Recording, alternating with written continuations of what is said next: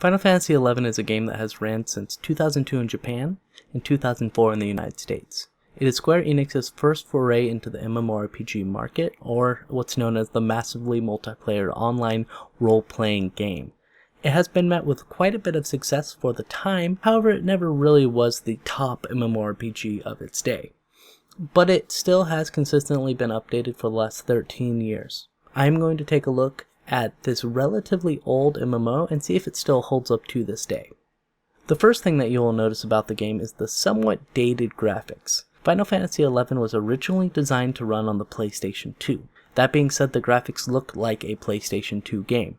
Even on the PC, the graphics don't really live up to the level that other games of the time would, even for MMORPGs. The graphics are still good, you can clearly tell what everything is, but if you are someone that wants to look at the most stunning game of all time and you really think that graphics matter in MMOs or any gaming experience, this might be a little off-putting for you as well. The next thing that you're going to notice is that the controls aren't very standard. Using a mouse in this game is near impossible, and running around requires you to use the number pad unless you change it in the settings. Just look at this. You use the 0 button on the number pad in order to switch between targets, and the dash on the top right of the number pad to select the menu. Yeah, not a lot of people would get used to the control easily if they just started the game today. I have played Final Fantasy XI since around 2006, so I'm pretty used to the controls by now. I actually like the controls. Since Final Fantasy was my first MMORPG, I got used to the controls in the game, and they work really well for me. You can use F1 to F6 to select party members, and you can use F8 to highlight the nearest NPC. If you started with games like WoW, Star Wars The Old Republic, Rift, or any of those type of games that have been released since 2005, you may still be a little bit lost. Now you may be thinking to yourself, why are the controls so weird? And I can actually answer that question for you. Final Fantasy XI was released before World of Warcraft. After WoW was released and basically made the MMO market explode, practically everyone adopted at least the control scheme from World of Warcraft. This can be good and bad, as there have been a lot of good games released since then. However, at least in my opinion, it has made developers less likely to take risks on projects. Even with Final Fantasy XIV, they have adopted the standardized control scheme. Being as Final Fantasy was not influenced by World of Warcraft, you may have noticed the HUD is a lot different than your standard MMO as well. You may have seen the giant chat box on the bottom, and you can check enemies instead of a little color-coded system like with World of Warcraft Rift or any game since World of Warcraft has come out. The checking of the enemies goes like this. Too weak to be worthwhile, they won't give any experience but will still drop items. Easy prey will give a moderate amount of experience, very low. Decent challenge will give you a decent amount of experience, but still not a lot. Even match enemies are basically your level, so they'll give an average amount of experience. Then there's tough. Tough enemies are higher level than you, and will give even more experience than even match. Very tough, these are even higher level, as such they will give even more experience. And there's incredibly tough. Now incredibly tough you do not want to take without a group at all, even if you're a soloing class, just because they are quite a few levels higher than you. And the last one is impossible to gauge. These are what are called notorious monsters, or NMs. They actually can range from 1 to 99 and beyond, and will always be impossible to gauge even if they are considerably lower level than you. Think of them as an elite monster in games like World of Warcraft. They typically do drop special items with a somewhat low drop rate on a lot of them. Each notorious monster has a different spawn time, which can range from just about an hour to literally days between spawns. There's one that's 36 hours that I can remember, that I hunted myself. They'll also typically have different names like Deadly Dodo or Jaggedy or Jack that will indicate that they are different from normal monsters around that area.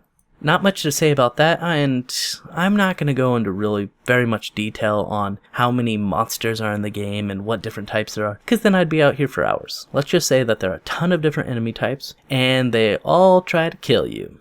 Watch out for those bunnies though, they will murder you dead and dance on your corpse. There's a lot of stuff I could get into with this game, but it would take hours for me to explain the battle system, weapon skills, crafting, getting the ability to ride an airship, and so on. let's just talk about the most important part of any MMO, which is the community. In Final Fantasy XI and 14, you have the ability to join what are called Linkshells. They're basically what other games call guilds, and you can actually join more than one. I know a lot of games require you to be part of only one guild at a time, but Final Fantasy XI allows you to be part of as many Linkshells as you want. This comes in handy because I know when I played the game hardcore for a while, I had Linkshells for social aspects to just BS with friends, and then I had Linkshells to do Dynamis, Isle, and so on. I don't know why other games don't adopt this method, because having the ability to go from one to the other is a great advantage when you want to be able to talk to your friends in a casual way, and then switch to another in order to do a run of a raid or something. The unfortunate thing is that no one's really on these days. When I originally played the game, there would usually be around 2,000 to 3,000 people on at any time, with it capping at about 4,000 or 5,000 at normal peak hours. Now, I have 2 servers that I'm on, and both of them have less than 500 people on, reaching at about 600 at peak time. I do understand that there are servers such as Azura, which has around 1,000 players on at any time, but that's not a lot of people. And that's my biggest problem with the game, is that there's no one playing it anymore. I still love the game, but a lot of the fan base has left for different reasons. Some have left because they want to play other MMOs, which is perfectly understandable. Others have left and just don't want to play MMOs ever again. And some, and I think this is the majority, have just got too old for it. Final Fantasy XI takes a lot of time and commitment that some people don't have anymore. I think that the thing that has driven people away from this game is people who were 15 in 2002 are now 28. They have lives, family, work, and responsibilities they didn't have 13 years ago.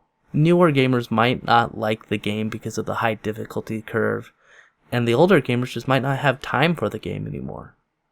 I myself am only playing this game because of the review.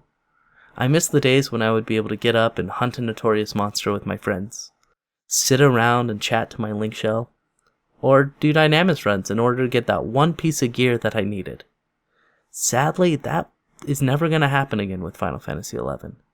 I may be able to find another MMO that will take my time, but I won't have the memories that Final Fantasy XI has.